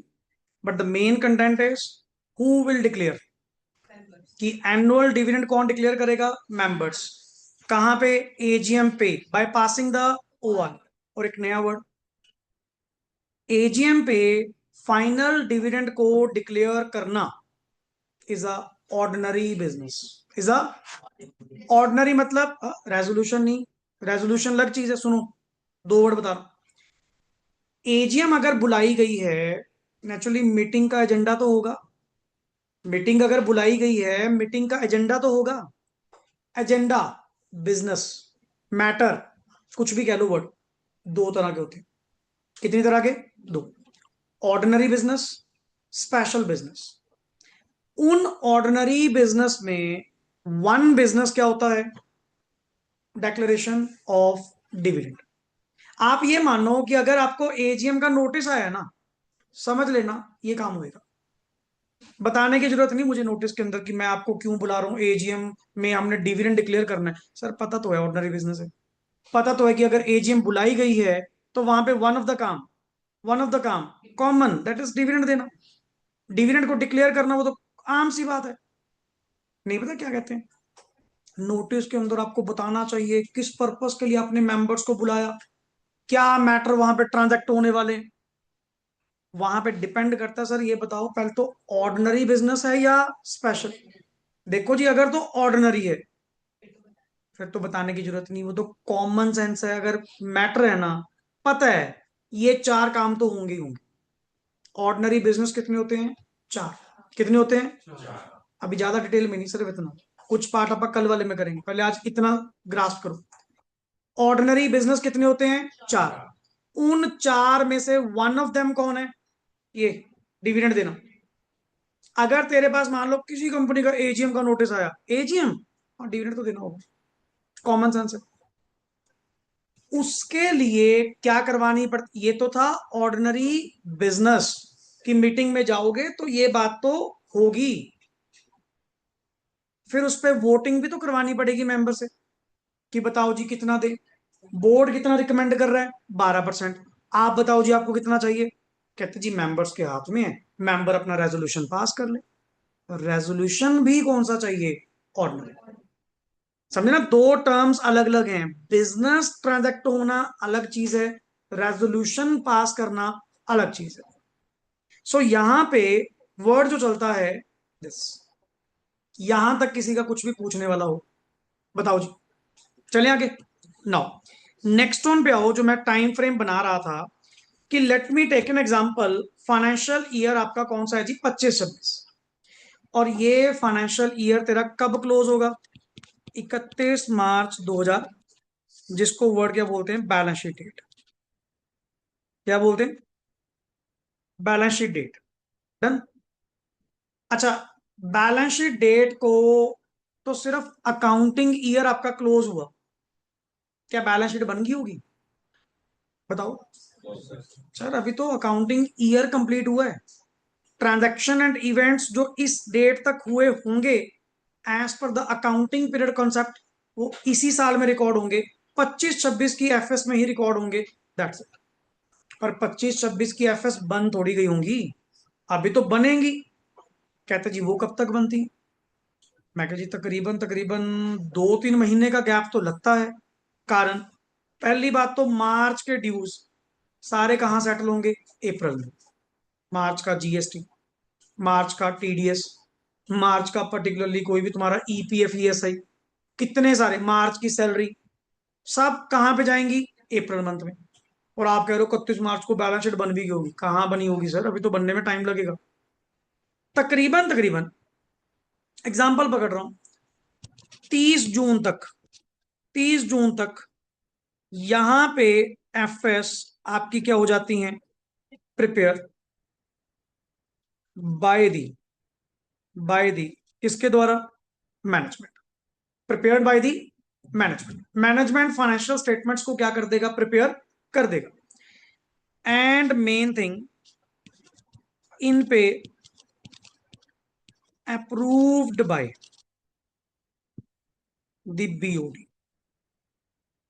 कल्ला फाइनेंशियल स्टेटमेंट प्रिपेयर करवाना ही नहीं, इन पे बोर्ड ऑफ डायरेक्टर अपनी क्या देंगे? अप्रूवल कि सर हमारी ओर से फाइनल, हमारी ओर से फाइनेंशियल स्टेटमेंट बन चुकी हैं, this is the final picture. ये बात मैंने क्यों कही? इस डेट से पहले, बन करे पहले ही पड़ी, बन पहले की हूं। Date of approval of BOD, date of approval of, मैं कह रहा हूं सर ये मेरी डेट है जी, डेट ऑफ अप्रूवल। मन करे बन तो 15 जून को गई थी, बोर्ड ने तब तक उसके ऊपर अपने साइन नहीं करे, तब तक अपनी रिस्पॉन्सिबिलिटी अज्यूम नहीं करी, और जब तक बोर्ड अपनी ओर से ये सारी चीजें क्लियर नहीं करता, फाइनली अप्रूव नहीं करता, इनका ऑडिट शुरू नहीं होगा। ऑडिटर इनको हाथ नहीं लगाएगा पहले आगे, ना पहले तुम कर लो। कहते ले बनी तो पड़ी है ना, मेरे को अप्रूव करके दो। तुम एक ठप्पा लगा के दो अपनी ओर से कि जी मेरी ओर से फाइनल है, मैं ऑडिट शुरू कर दूं। तुम फिर कह दो सर एक चीज रहेगी जी, सर ये फलाना चीज रहेगी जी, मैं तो इसी काम में उलझा रहूंगा। एक काम कर, तुम कर लो, तुम कर लो पहले जो तुमने करना है, मेरे को तो अप्रूव करके देना। एंड अप्रूव करने का मतलब, बीओडी उन एफएस के ऊपर अपनी रिस्पॉन्सिबिलिटी, रिस्पॉन्सिबिलिटी अज्यूम करती है, अज्यूम करती है कि जी हमारी जिम्मेवारी है, हमारी ओर से ये चीज बन चुकी, हमारी ओर से फाइनल है जी, ये पिछले साल की बैलेंस शीट है 31 मार्च 26 की, देख लो। मैं फिर इनसे पूछता हूँ, हो गया तुम्हारा? निपट गया तुम्हारा? नहीं, देख लो अगर कुछ चेंज चूंज करना है, क्योंकि मैंने अगर हाथ लगाए, मतलब सर आप कहना चाह रहे हो कि ये 3 महीने या जो भी तुम्हारी डेट है, ये ओपन पावर किसके पास होती है? बोर्ड। जो मर्जी करो, फाइनेंशियल स्टेटमेंट्स की प्रेपरेशन को लेकर, प्रेजेंटेशन को लेकर खुली छुट्टी किसके पास होती है? ऑडिटर तो अभी गेम में आया ही नहीं, ऑडिटर अभी आएगा, पर पहले तुम कर लो ना। मैं कह यार तुम लोग फिर बाद में मुझे तंग करो, और मेरी बात सुन ले, अब ये अप्रूव हो चुकी ना तेरी ओर से, मैं फिर चेंज नहीं करने दूंगा। फिर मैं देखूं मेरा काम जाने, मैं ऑडिटर हूं, मैं डायरेक्टली रिपोर्ट करूंगा टू द ऑनर्स, अपनी कर ले जो तसल्ली तूने करनी है। कहते अच्छा ऐसी बात है, एक बार दोबारा देख लेते हैं ना। मैं कहा कर ले भाई, मैं दोबारा नहीं, और वैसे भी मेरे को तो फाइनल करके दो, प्रोविजनल थोड़ी दोगे। कहते सर ये लो अभी ऑडिट शुरू करो। शुरू करने का मतलब क्या है? मैं तो करूंगा, फिर प्रॉपरली करूंगा, तुम पहले अपना कर लो। बोर्ड कहती है हाँ सर अपनी ओर से ओके, ये फाइनल है जी, ये लो बंडल, डायरेक्टर की ओर से साइंड है, हमारी ओर से ओके है। अब आप, अब आप इन्हीं फाइनेंशियल स्टेटमेंट्स का, ये किसको सौंप दी जाएंगी? ऑडिटर। किसको सौंप दी जाएंगी? ऑडिटर इन एफएस का क्या करेगा? अच्छा, ऑडिट अभी हुआ नहीं, इन फाइनेंशियल स्टेटमेंट्स को क्या कहेंगे? अनऑडिटेड। क्या बोलेंगे? अनऑडिटेड। और जब इनका ऑडिट हो जाएगा, इनको क्या बोलेंगे? ऑडिटेड। स्टेटस का फर्क। पर पहले वो अभी कच्ची हैं जी। उसका मतलब क्या है? उसका मतलब क्या है? वो अभी जस्ट बोर्ड ने तैयार करी है, आपके ऑडिटर ने साइन नहीं करी। और पर्टिकुलरली ऑडिटर इनका क्या करेगा? Audit. Sir what do you mean bye audit? Audit means examination, review करना, ईच एंड एवरी चीज डिटेल में दोबारा देखना, क्या तुमने सही करा, गलत करा, प्रॉपर प्रिपेयर करी नहीं करी, प्रेजेंट कैसे करी, डिस्क्लोजर दिए नहीं दिए, एवरी चीज फ्रॉम द स्क्रैच। मैं हर चीज देखूंगा, क्योंकि मुझे अपॉइंट किसने करा है? मुझे अपॉइंट करा है मेंबर्स ने। एक बात बताओ, ये एफएस किसने बनाई? मैनेजमेंट ने, बोर्ड ऑफ डायरेक्टर्स। अगर इन्होंने बनाई है, कॉमन सेंस, ये भी तो पिक्चर आगे शो कर सकते थे, मेंबर्स को बता देते अल्टीमेटली, सर इतना रिजल्ट आया जी हमारा, इतने प्रॉफिट्स हैं, दैट्स इट। इतना ही काम है, इतना ही काम है। मेंबर्स इन पे विश्वास ही नहीं कर रहे, मेंबर्स नहीं विश्वास कर रहे। मेंबर कहते ना जी ना। यही बात मुझे कौन कह दे? सीए साहब कह दे, ऑडिटर कह दे कि सर इन्होंने जो फाइनेंशियल स्टेटमेंट्स वगैरह बनाई हैं, मैंने चेक कर ली, मैंने थॉरली देख ली, एंड एग्जामिन करने के बाद मैंने जो यहाँ पे पाया है, ठीक है, कुछ गड़बड़ नहीं है। पर मैं कह रहा हूं, मेंबर मैनेजमेंट से भी तो सुन सकते थे। मैनेजमेंट भी तो चीख चीख के यही कह रही थी कि जी सारा काम सही कर है, सारा काम सही कर है, एफएस प्रॉपर बनाई है। मेरी बात एक बार नहीं मानी। मेंबर कहते मानने भी क्यों? 24/7 365 दिन काम किसने करा है? तुमने ही करा। और तुम ही फाइनेंशियल्स बनाकर लेकर आ रहे हो। हमें क्या पता तूने सही करा गलत करा? हम थोड़ी थे। हम तो ओनर्स हैं, हम तो मेंबर्स हैं। हम बैठे कंपनी के बाहर। कहाँ बैठे? कंपनी के। हमें तो दिन ही एक अलाउड होता है, और वो दिन कौन सा? हमारा एजीएम। और तुम आ रहे हो एजीएम पे हमसे ठप्पा लगवाने की मेंबर अडॉप्ट कर लें, ये एफएस फाइनल है। मैं कहा मेरे पास ना ही हो, पहले काम कर, जाके इसको ऑडिट करवा के लेके आ। ऑडिटर को हायर करो, ऑडिटर को अपॉइंट करो, हम देंगे फीस उसको। उसको कहो इसका प्रॉपर ऑडिट करे, और ऑडिट करते हुए अपनी एक ओपिनियन, व्हाट इज राय, अपनी एक opinion via audit report, via, हमें जाहिर करे कि सीए साहब आपका क्या कहना है, आपका क्या मानना है इस कंपनी के बारे में, क्या हमारी कंपनी ठीक कर रही है, कुछ गड़बड़ तो नहीं आपको मिली, कोई दिक्कत तो नहीं आपको मिली? नहीं बता दो अगर कोई है तो। नहीं ऐसा ना, फिर तो हम एजीएम पे जवाब मांगे इनसे।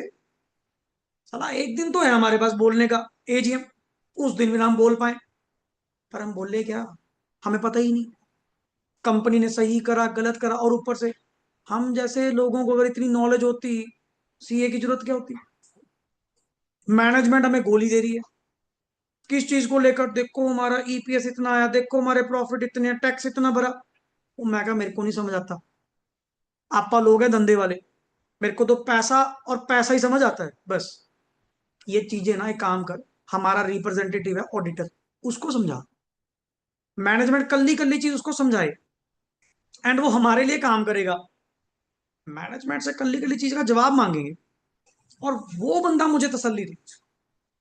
What the people have on you, faith, the tremendous faith, जो पर्टिकुलरली लोग ब्लाइंडली आपके ऊपर क्या करते हैं? फेथ करते हैं। उसका कारण क्या है? कारण है आपकी नॉलेज, कारण आपकी स्टडी, कारण आपका एक्सपीरियंस, आपका टैलेंट इन चीजों में, फाइनेंशियल्स में। आम लोगों की समझ में थोड़ी आता है यार ये चीजें। कंपनी की प्रॉफिटेबिलिटी, कंपनी का ये चार्ज था, एप्रोप्रिएशन था, purchase sale and all, GST with जर्स, तो अपने लोगों को पता है। आम जनता को क्या पता? कुछ भी नहीं पता।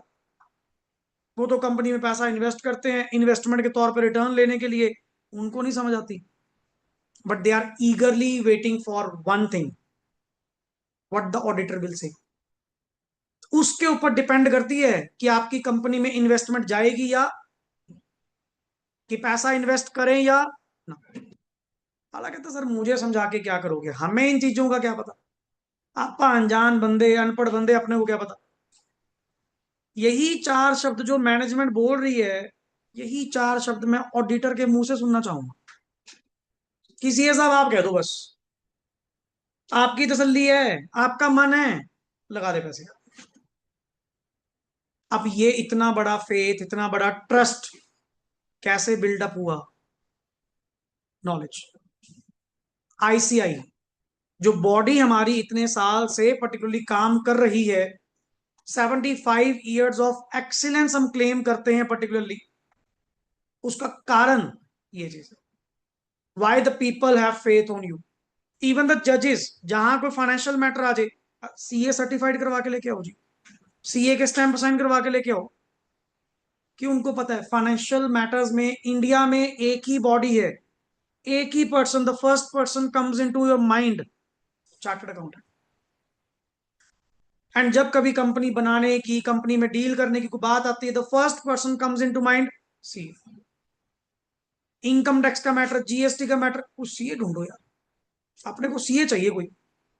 दैट इज, मैं कैसे मान लूं, चाहे मैनेजमेंट को मैंने नहीं रखा, मैनेजमेंट मेरे पे ज्यादा होगी कि अब आप हमारे पे शक कर रहे हो, ये कर रहे हो, हम कोई कंपनी का बुरा थोड़ी चाहेंगे। मैं कहा देख भाई, ऑफेंड होने वाली बात नहीं है, ईगो पे ना ले, ये बेसिक फॉर्मेलिटी है। देख मुझे क्या पता, 365 दिन मैं तो बैठा नहीं यहाँ पे, 12 महीने 30 दिन किसने काम करा? तूने काम करा, और तुम ही फाइनेंशियल्स बनाकर लेकर आ रहे हो। मैं कैसे मान लूं सब कुछ सही है? और एक चीज तो तुझे भी पता है, फाइनेंशियल स्टेटमेंट्स में समरी होती है, purchase 5 crore 20 lakh, how it become 5 crore 20 lakh, मेरे को क्या पता। तूने पूरे साल का क्रक्स निकाल के एक सिंगल वैल्यू में दे दिया, मैंने तेरा पूरा साल थोड़ी देखा, मैं कैसे कह दूं कि तुम अपने आप में सही हो जी। और वैसे भी कोई ऐसी बात नहीं, कोई ईगो पे लेने वाली, कोई ऑफेंड होने वाली, मैं तेरे पे ट्रस्ट इश्यूज क्रिएट कर रहा हूं, मुझे तुम पे विश्वास नहीं है। फिर मैंने ये पूछा, मैं कहा अगर एक बार बता, तू अपनी ओर से सच्चा है, तुझे चेक करवाने में क्या हर्ज है, एग्जामिन करवाने में क्या हर्ज है, करवा ले। अगर तू रजिस्ट कर रहा है, उल्टा शक अब हो रहा है, पहले मेरा शक नहीं था, मैंने कहा जी आपका ऑडिट होगा, ये पैनिक हो गया मैनेजमेंट वाले, ये क्या मतलब ऑडिट होगा, फलाना होगा। मैं कहा क्यों, तुमने क्यों चोरी करी है जो अपने आप में डर रहे हो? मैं तो एक क्रॉस चेक करवा रहा हूँ, मैं कह रहा हूँ जी मुझे नॉलेज नहीं है, मुझे इतना कुछ पढ़ के सुनाओगे, इतना कुछ बताओगे, मेरे को पता ही नहीं, मेरे को नॉलेज ही नहीं। मेरा तो जी ऑल ओवर इंडिया एक ही बंदे पे फेथ है, सीए, ऑडिटर को अपॉइंट कर लो, वो ये बात कह दे, मैं मान लूंगा, जहां कहोगे ठप्पा लगाना लगा देंगे, अपने को क्या। That is audit, that is audit report. अब स्टेटस चेंज हो गया, पहले ये एफएस क्या थी? अनऑडिटेड, अब क्या हो चुकी? अब ये वाली FS, audited FS. Status change मतलब पहले मैं इसके ऊपर लिख दूं, ये कौन सी थी? ये अनऑडिटेड, जो भी तेरी एफएस थी। अब ये कौन सी है? ऑडिटेड। ऑडिटेड एफएस को कहां रखा जाएगा? एजीएम पे। फॉर एग्जांपल इन्होंने, ऑडिटर ने तकरीबन तकरीबन सर 20 अगस्त तक इसने क्या करा, ऑडिट वगैरह कंप्लीट कर दिया, रिपोर्ट क्या कर दी, इशू कर दी, डन। लग जाता है टाइम करने को, मैं तो एग्जांपल ले रहा हूं, पहले करवा लो यार, अपने को क्या। एग्जांपल, इसने 20 अगस्त तक क्या कर दिया, सारा ऑडिट रैप अप कर दिया, कंप्लीट हो गया। अब क्या होगा? फाइनल दिन, जो दिन हम वेट कर रहे थे, that is called as AGM. AGM को करवाने की जो लास्ट डेट होती है, चैप्टर 7, एजीएम को करवाने की जो लास्ट डेट होती है, that is close of the financial year से 6 months. Close of the financial year से 6 मंथ्स। फाइनेंशियल ईयर क्लोज कब हुआ? 31 मार्च 2026।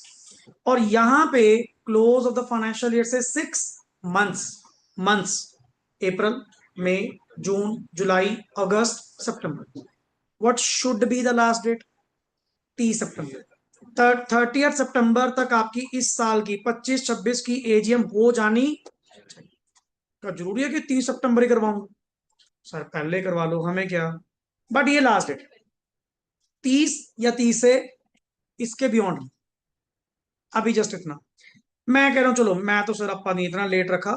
मैंने तो अराउंड राउंड आप ये मान के चलो, आपा तो सही 20 सितंबर को ही करवा दिया, एजीएम रखवा ली। हाँ ठीक है, वैलिड है, कर सकते हो, हमें क्या दिक्कत है, प्रॉपर वैलिड है। अब इस वाली एजीएम के ऊपर इन फाइनेंशियल स्टेटमेंट्स को ऑडिटेड वाली along with AR stands for audit report, along with audit report, इनको लेट डाउन किया जाएगा। Number one, laid down, laid down in the AGM for adoption by the members, by the members। इन्हीं पूरे bundle को, अब एक step बीच में और है, board report, chapter number 9 section 134। जब ऑडिटर अपनी रिपोर्ट दे देता ना, सिर्फ इतना सुन लो, जब ऑडिटर अपनी रिपोर्ट दे देता है ना, ऑडिटर ने क्वेश्चन मार्क लगाए होंगे, कुछ चीजों पे सवाल खड़े करे होंगे, जिनका जवाब देना किसकी ड्यूटी बनती है, BOD। इस ऑडिट रिपोर्ट के बाद, इस ऑडिट रिपोर्ट के बाद क्या प्रिपेयर होती है, बोर्ड रिपोर्ट। क्या बनती है? अब तीनों चीजें, सर तीन, तीन कौन सी, audit report, audited FS, board report, तीनों का बंडल कहां पे रखा जाएगा, एजीएम में। किस पर्पस के लिए, अडॉप्शन, फॉर द अडॉप्शन। क्या वर्ड आपने नोटिस करा, जब बोर्ड ऑफ डायरेक्टर्स ने कुछ करा था उसको वर्ड मैंने क्या बोला, अप्रूवल। क्या बोला मैंने, अडॉप्शन। कहां बोला मैंने, मेंबर्स। पूरे लॉ में दो वर्ड लग रखना। सर जहां वर्ड आ गया ना कि इसकी अडॉप्शन नहीं हुई, ये ना कहना कि बोर्ड ऑफ डायरेक्टर्स ने अडॉप्ट नहीं करा, ओ मूर्ख। अडॉप्शन कौन करते हैं, मेंबर्स। कहां करते हैं, एजेंट। जहां वर्ड आया अप्रूवल नहीं हुई, अच्छा बोर्ड ने अप्रूव नहीं करा होगा। मैं कुछ बेसिक टिप्स दे रहा हूं जो आज मैं अपने डिस्कस करी है ना सारी, कल पढ़ने का तो मजा आएगा जब आपको एक रूल बेसिक्स आपके क्लियर होंगे। एंड लेक्चर नंबर 1 यही चीज है। और जब ये अडॉप्शन कर लेंगे, साथ की साथ नंबर 2 डेक्लेरेशन, डेक्लेरेशन ऑफ क्या कर लिया जाएगा, फाइनल लिख दूं ज्यादा ठीक रहेगा, declaration of final dividend, declaration of final dividend. कि सर अब तो अडॉप्शन हो चुकी मेंबर्स के द्वारा, फिर एक काम करो ना, वो बोर्ड ने प्रपोज करा तो था कि 12% डिविडेंड देना है, एजीएम है तो है, और एजीएम पे ये मैटर्स करना, ये दो तो हो ही गए। मैंने कहा था टोटल कितने होते हैं, 4, दो तो ये पड़े, अडॉप्शन बाय द मेंबर्स, किस चीज की, सर वो जो एफएस आपकी थी उसके ऊपर अडॉप्शन करवाना जरूरी चीज है जी। और नंबर 2 डेक्लेरेशन ऑफ किस चीज की, फाइनल डिविडेंड। और तीसरा चौथा पॉइंट होता है ऑर्डिनरी बिजनेस में, तीसरा चौथा पॉइंट होता है appointment and reappointment of directors and auditors. Auditors को अपॉइंट, रीअपॉइंट, डायरेक्टर्स को अपॉइंट, रीअपॉइंट, रेम्यूनरेशन, रिमूवल, ये 4 काम पक्के हैं। अगर वर्ड ए आ गया ना, एजीएम, ये 4 काम पक्के। मतलब मुझे ना नोटिस में बताने की भी जरूरत नहीं मैं एजीएम क्यों बुला रहा हूं, उल्टा वो बताओ इसके अलावा क्या करने जा रहे हो, इसके अलावा भी कुछ करने जा रहे हो फिर बताओ। क्योंकि वो बिजनेस कौन से होंगे, स्पेशल। वो कौन से होंगे, स्पेशल। ये टॉपिक, ये कंटेंट है जिसमें अभी यहां तक कि मैं रिस्ट्रिक्टेड हूं, काफी चीजें मेरी क्लियर हो चुकी हैं, काफी सारी बातें अपन ने क्लियर करी हैं। इवन आपको पहला लेक्चर आज लिटिल बिट दोबारा सुनना भी चाहिए, क्योंकि कुछ चीजें अगर लिटिल बिट क्लियर नहीं हुई होंगी तो आप दोबारा एक बार समझो। जब एक बेस आपको अभी, कुछ स्टूडेंट तो चलो मेरे पास पहले पढ़े भी हुए हैं, आप में से कुछ पहली बार आप लोग पढ़ रहे होंगे, आपको एक वे आउट मिलेगा कि मेरी टेक्निक क्या है। थोड़ा अटैच करने में जस्ट 1-2 डे लगेंगे, पर उम्मीद है काफी 50, 60, 70, 80% आपको समझ आया होगा। हमारा काम है पहले रिवील करो सारा कुछ, फिर पढ़ मजे से एक एक वर्ड खा के चलेंगे, मजा आएगा। कि लॉ में सर कॉन्फिडेंस बोलेगा पर्टिकुलरली कि सर अब आया मजा। गहराई तो उतनी तक पड़ी अपने पास, पर ऐसी नॉलेज का भी क्या करूं जो पेपर ही ना पास करवा सके। हमें वहां तक रखना है जहां तक मेरी मैनेजमेंट सारे सब्जेक्ट्स के ऊपर रहे, और मेरा टारगेट मेरा जो है 60 मार्क्स एग्जाम्शन। मैं तो सीधा कहता हूँ जी 60 मार्क्स, बड़े प्यार से लॉ में आते हैं, बड़े प्यार से। I can't compare it with the foundation, वहां नहीं मैं कंपेयर कर सकता, वहां पे डिस्क्रिप्टिव पार्ट ज्यादा है, यहाँ तो केस स्टडी है। उल्टा बड़े आराम से आते हैं, जिनके फाउंडेशन में नहीं आए उल्टा इंटर में 60 मार्क्स बड़े आराम से लेते हैं। पर चीजें बड़ी माइन्यूटली समझनी होंगी, अच्छे वे से समझनी होंगी। क्या यहां तक क्लैरिटी है? यहीं से फाइनली कल आप अपना टॉपिक जो है वो शुरू करेंगे। काफी बातें मैंने शुरू कर ली, और आगे का कंटेंट आप डे बाय डे प्रॉपरली चलाएंगे। चलिए, ओके जी, thanks a lot, and rest we will do in the next part.